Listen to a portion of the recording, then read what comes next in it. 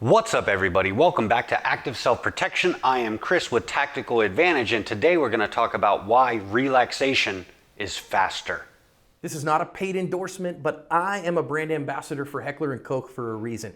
HK firearms are incredibly high quality, and when it's time to step up out of the entry tier, they're the only ones I recommend. You carry a gun just in case. Shouldn't it be an HK just in case?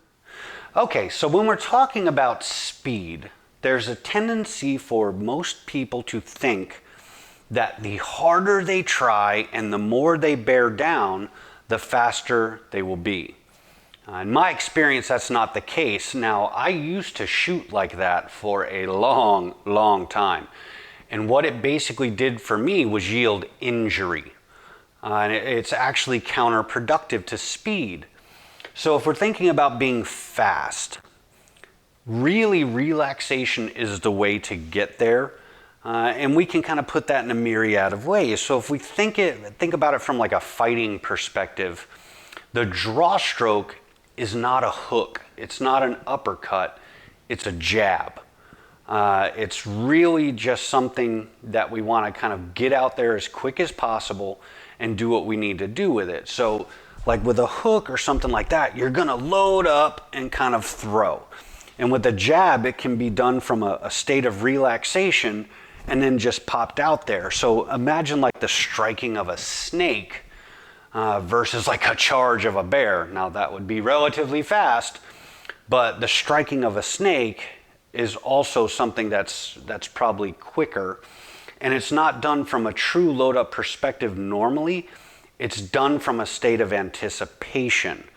So I know I have a task to do. I know I'm going to draw the gun. Now what I see a lot of times is people, now you can stage. I have no issue with stage and understanding what's going to happen because that's kind of driven from a state of repeatability. But what I don't want is like a bear down, a gritting of teeth, because every muscle you clench has to be released to initiate the movement.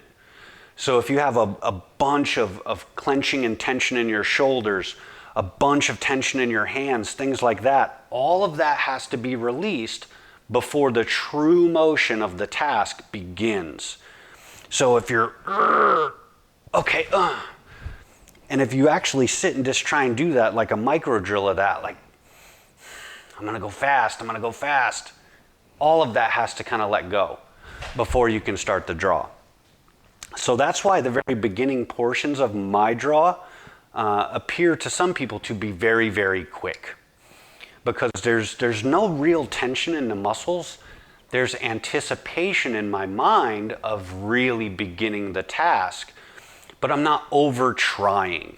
The speed is there if we allow it to be there. If we start inputting things that actually slow us down, they will inevitably do that. So really, from a beginning portion of a draw, it's just relaxed, get my hand on the gun. I know I'm going to do it. When I have the trigger to be released, it's just do it. Versus going, let go. And that really culminates in the belief that I do not need to input tension. Now, I learned this the hard way with neck and shoulder injuries. I would input so much tension in my shooting, it would manifest itself in the beginning of the draw, and it would manifest at the end of a presentation with hyperextension. Still something I consistently have to work on.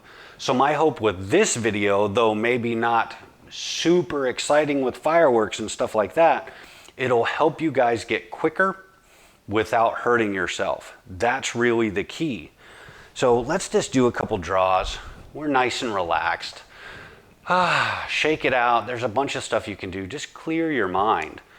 Don't think about, I'm going to draw and it needs to be 0.7 seconds.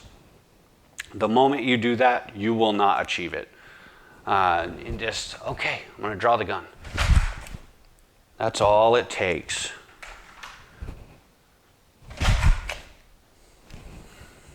Make sure you're breathing. That's another thing. You want the muscles to fire. And that's it. Just try and be more relaxed. Whenever you put in that fear of judgment, the anticipation of performance, things like that, it's counterproductive to performance. If you just do the task does not represent you.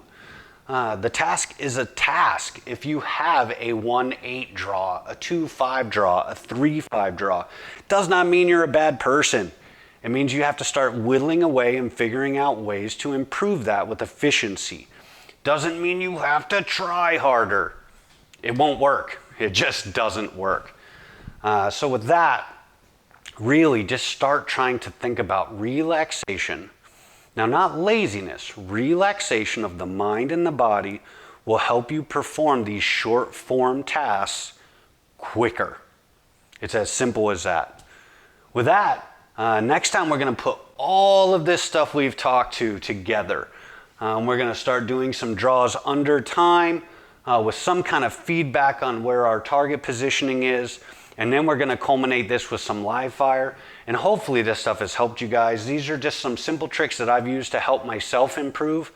They are not a one-size-fits-all method, but they are one-size-fits-most. So with that, I'll see you guys next time. Keep up the good work.